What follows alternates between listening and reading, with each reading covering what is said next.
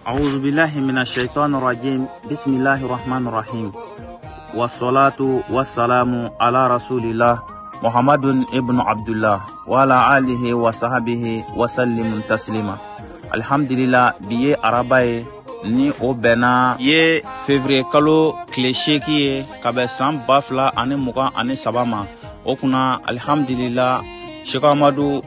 Bango Amadu shigonga ani malenfiya tena mundugula farada sabonyuma jien sababu ye foi tike ni sababu te okuna Sheikh Amadu Bango Amadu ambe afo ni kenenga ka marhaba okuna o kotemelen kofe jien sababu ye nyafa nyana nga kuma konona na damenena okuna Sheikh Amadu Bango Amadu Allah subhanahu wa ta'ala aye fataw bawke aye comme ay bora ayre ba kalama chukamna jamana en kono nana Sheikh Amadu mogo dogolente aye ledu bawta jamana nye ka here baw ledu ta jamana nya no de kele abani jamana kono ani jugu gweni ka bo jamana en kono ayo ledu ba munu ta jamana kono nana Sheikh Amadu Bango Amadu okuna olu kisabatira okuna amada oma Sheikh Amadu Bango Amadu ako alere manyina fasoko kanu baga do ode akanu ka fode abena jibondo ndo di ama no ye pombe kolonye abise denta ani fla hakayama okuna o pombe kolotane sa flani Sheikh Amadu Bango Amadu aye olu nganye ka udi afasoma ako aleti nyina fasoko kata hinji kolu lahine ka badema ka olu lahine Sheikh Amadu aye ni nganye bayin siri okuna o pombe kolonunu olu bara de bana wolon flame o bara de bana pombe kolonunu na okuna bi ayan senfa biribiri kata olu kolomo karni la okuna an folola dugu folo jumena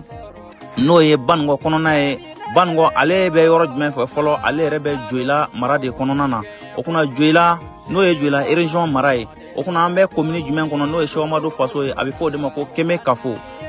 konona na ambe folo dugu folo jumena o ye mugo jamugo ye okuna mugo jamugo na ala sona pombe kolo do olu de selila mugo jamugo pombe kolo munu selila mugo jamugo ama damene dugu jumena o de ye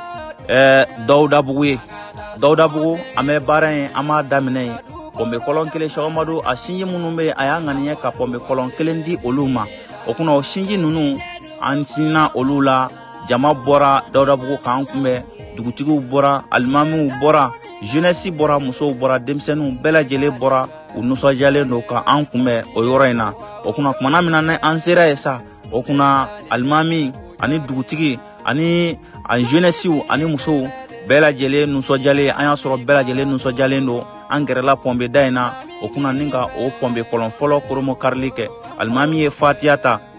okuna ka dugo chamanke jamana yi okuna mugadamu munumbe okuna ani mugadimu mununi olube olu fana ye fatiya uta ka dugo chamanke dugutigi fana abora ka nuso jaira kosebe ka dugo chamanke do yere ya ira shiriya la ka fode olu fleya okuna jiko gelya de kumbe olu kabine santigera kaba olu kunde ji soro tuguni do yere be koji nogole do kumbo mi okuna Sheikh Amadu Bango Amadu ayeni belajele mirika ni belajele joromene okuna ninga pombe kolon ngani ni dugu mogo nunu nye ono ya sinji dowe okuna anye pombe kolon ni anyo kolomo karike no ye Dauda Bugu tay o kote malen kofe manamina na mbora Dauda Bugu anya ngunda yoro jumenka anya ngunda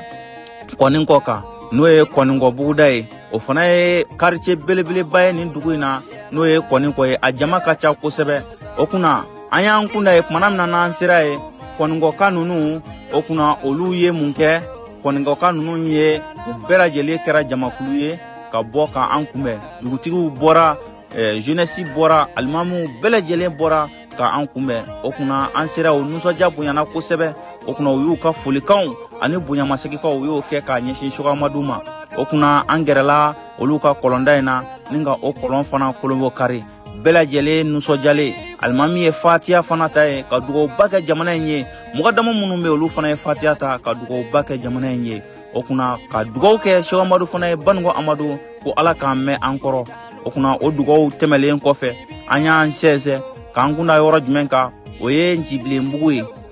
okuna Njibilembugu mana mina ni ansirunyana Njibilembugu la jew bora wa muso were fana olu bora ka an kumbe belajele be tigere klona belajele nuso jaleno dugutigi bora almamu bora wala ta se jeunesse jamakuluma ani muso ani demsenu belajele boraka an kunbɛ o kuna kumana mina nan sira esa an sense dugutigi ni almami ka bonya kɔnɔna na ka kunda kolonda ka no ye pombe koloni ye o kuna Sogamadu aye ni bonya ba min kɛ olu ye u nusɔjale an y'a sɔrɔ u nusɔjalen no an y'a sɔrɔ u muɲamuɲalen no o kuna an gɛrɛla kolonda la o kuna almami baara nu olu nu dora almami ye fatiya ba fana o ta ye nino n'o ye jibilemugu almami o ye fatiya ba ta ye o kuna mugadamu minnu fana n'olu be nino u ye fatiya ba ta Sogamadu kalanden minnu be maakɔrɔ minnu be sigida in na ani denmisɛn minnu ni jeunesse minnu be u y'u ka nusɔjaw yira Sogamadu la Banugo Amadu o kuna u ko k'u ka foliba ko k'a ta k'a lase Sogamadu ma ko n'a ɲa ko cayara jamana in kɔnɔ o kuna ko jamana in ko a bɛ hɛrɛ sɔrɔ a ye nin ŋaniyɛba min ta k'a ɲɛsin olu ma u ma dan foyi sɔrɔ o ŋaniyɛ ninnu na u nusɔjara kosɛbɛ o muɲamuɲana kosɛbɛ o kuna an gɛrɛla kɔlɔnda la an ye o kɔlɔn an ye o koromo kari n'o ye o pɔnbe kɔlɔn ye an ye o koromo kari n'o ye jibilenbugu pɔnbe kɔlɔn ye bɛɛ lajɛlen sewale a yɛrɛ ɲɛ b'a la maaw nusɔjalen don maaw sewalen don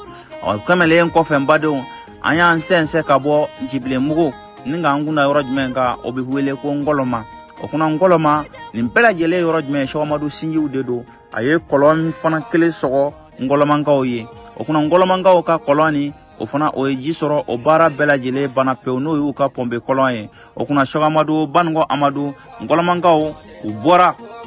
ka an kunbɛn kosɛbɛ ka u ka nusɔja ka o jira an na u ka tare ka o jira an na aw ka bonya ka o jira an na ka yira an na k'a fɔ de olu sinji an'u badenkɛ n'o ye Seko Amadu Banugo Amadu a ye nin min kɛ k'olu ma dan foyi sɔrɔ a la ni tilema kun bɔra olu dɔw kun bɛ taa ji ta yɔrɔ la min ka ja kosɛbɛ o kuna u ka nusɔja ye min ye u y'u ka nusɔja yira an na o kuna Ngɔlɔmankaw dugutigi bɔra alimamiw fana olu bɔra musow bɔra denmisɛnninw fana olu fana bɔra o kuna u y'u ka nusɔjaw u ye o barikadaw u ye olu kɛ o kuna an sɔrɔla k'an sɛnsɛn sa ka taa an kunda kɔlɔnda in kan o kuna an sera kɔlɔnda in na kumana min na alimami ale ye fatiya ba ta o kɔlɔnda in na o kuna ka fara mugadamu minnu bɛ o dugu in na n'o ye Ngɔlɔma ye u fana u ye fatiyaw ta ka dugawubaw kɛ jamana ye ka dugawubaw kɛ Sogamadu Banugo Amadu ye k'a yira ko Ala ka a mɛn an kɔrɔ o kuma na an tilalen kɔfɛ Ngɔlɔma ta la n'o ye Ngɔlɔma pɔnbe kɔlɔn koromo karili ye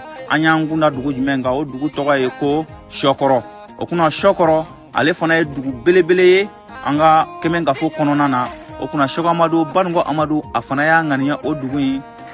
ka pɔnbe kɔlɔn kelen ka o di olu fana ma Sogamadu Banugo Amadu kumana min na ni a ka délégation ba ye ni olu surunyara Sɔkɔrɔ la o kuna an y'a sɔrɔ Sɔkɔrɔkaw nusɔjalen don bɛɛ lajɛlen bɔra ka délégation in kunbɛn u muɲamuɲalen don o kuna ko u ye ji sɔrɔ u muɲamuɲalen don ko u bɛ ka barikada kɛ Sogamadu ye Banugo Amadu u y'an sɛnsɛn sa o kuna ni ka gɛrɛ dugutigi ka yɔrɔ la o kuna kumana min na n'an sera ye dugutigi ka taa se alimamiw ma fo ka taa se mugadamu minnu ni olu bɛ Sɔkɔrɔ o kuna olu bɛɛ lajɛlen u ye an bɛrɛ ni ka an kunbɛn o kuna bonya kumaw ani tare kumaw u ye olu ɲɛsin an ma o kɔ tɛmɛlen kɔfɛ an sɔrɔla k'an sɛnsɛn sa ni ka kunda kɔlɔnda in kan n'o ye Sogamadu Banugo Amadu a ye pɔnbe kɔlɔn belebele min sɔgɔ Sɔkɔrɔ an y'an kunda o pɔnbe kɔlɔn in yɔrɔ kan kumana min na n'an sera ye sa o kuna alimami